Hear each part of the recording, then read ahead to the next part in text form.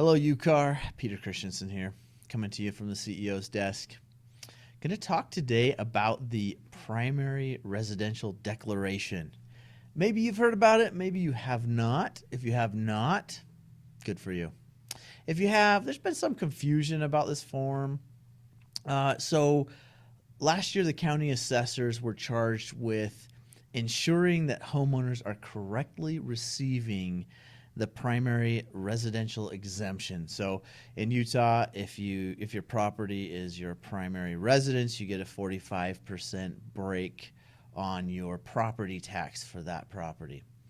And so they were trying to clean that up, I guess, make sure it was being appropriately assessed.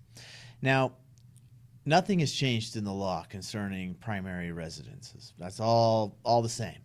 Really, they just came up with a couple forms to try to clear it up. So you have your PT-19A and your PT-19B. No, those are not World War II planes. Those are forms that the assessor can use. Now, the A, and this is the one that I think is causing a little confusion, the PT-19A happens when a transfer of title happens. So when that happens, the new owner, new owner of the property fills out that form declaring whether it's their primary residence or not. The 19B is if the county has conflicting addresses. So your voter registration is one address, but your primary residence is listed as another. They'll send that form out to clarify. Say, hey, fill this out. Tell us where your primary residence is, and then mail it back to us. Now, you have 30 days for the mailed one. You have 5 days for the 19A at the transfer of title. So how does this affect you? It really doesn't. It shouldn't. It's fine if a transaction goes through and you never even see this form or hear about it. Really, how it's supposed to work is the title company is supposed to give it to the buyer at settlement. Buyer fills it out, sends it in. So if it operates correctly, real estate agent is never even aware that this form has occurred, has happened, has been given to a buyer.